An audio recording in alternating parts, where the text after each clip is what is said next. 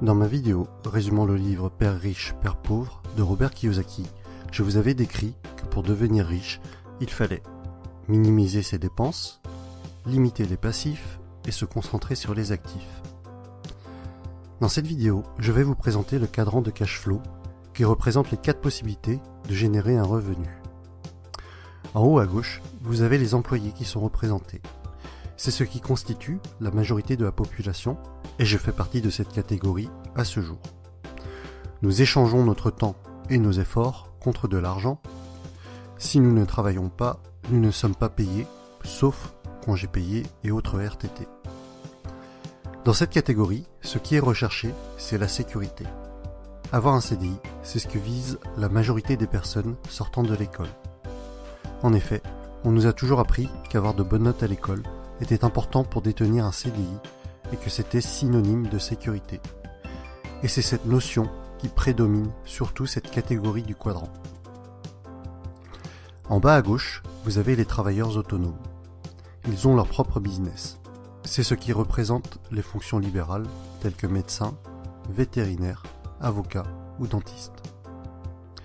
Ces personnes attachent de l'importance à leur indépendance, préfèrent prendre les choses en main elles-mêmes. La plupart du temps, elles gagnent plus d'argent que les personnes de la catégorie E, mais comme dans la première partie, elles échangent leur temps contre de l'argent. Autrement dit, si elles ne travaillent pas, elles ne sont pas payées. En haut à droite maintenant, il s'agit de la catégorie B. Vous êtes propriétaire d'un grand business, ou alors vous avez votre propre système et pas seulement votre job. Vous mettez en place une façon de générer votre argent, même si vous n'êtes pas forcément physiquement derrière les commandes. Des personnes travaillent pour vous.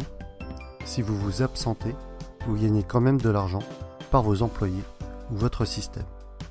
Les personnes de cette catégorie B ne sont pas forcément les plus intelligentes de leur business. Au contraire, elles recherchent des personnes très compétentes pour faire fonctionner le système à leur place et elles délèguent un maximum. C'est donc le leadership qui les caractérise et une bonne communication est également requise. Ces personnes-là ne travaillent pas pour leur entreprise, mais leur entreprise travaille pour elles. Les blogueurs et les youtubeurs à succès font partie également de cette catégorie.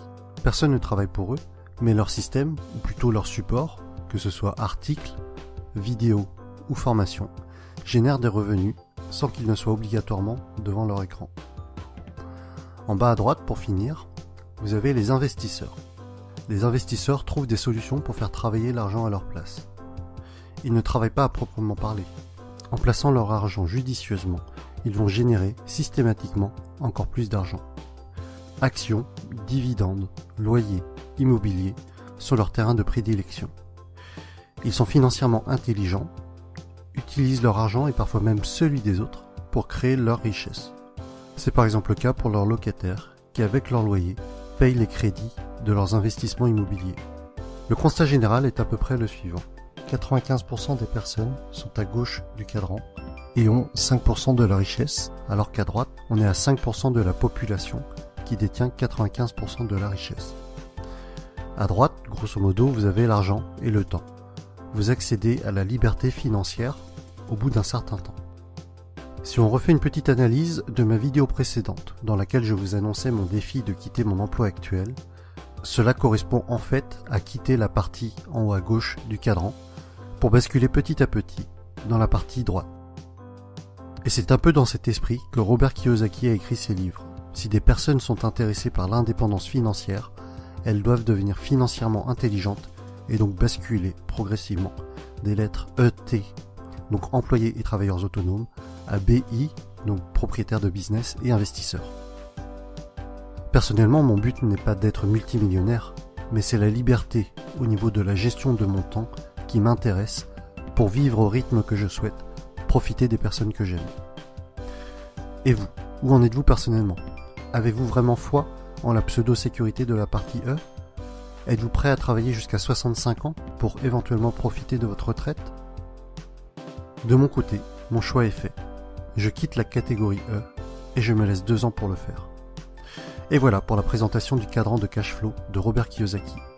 C'est vraiment un des fondamentaux qu'il nous présente dans plusieurs de ses livres, peut-être même tous. En tout cas, vous avez en dessous, dans la description, les liens des livres que je possède dans lesquels le cadran est mentionné et expliqué. Ce cadran me servira dans ma prochaine vidéo lorsque je vous parlerai de ce que Robert Kiyosaki présente comme étant l'entreprise du 21e siècle, qui pour moi sera une des approches qui me permettra d'atteindre la liberté financière, quitter la rat race et accomplir mon défi. Comme d'habitude, commentez, likez, partagez, abonnez-vous. À bientôt pour la suite des aventures.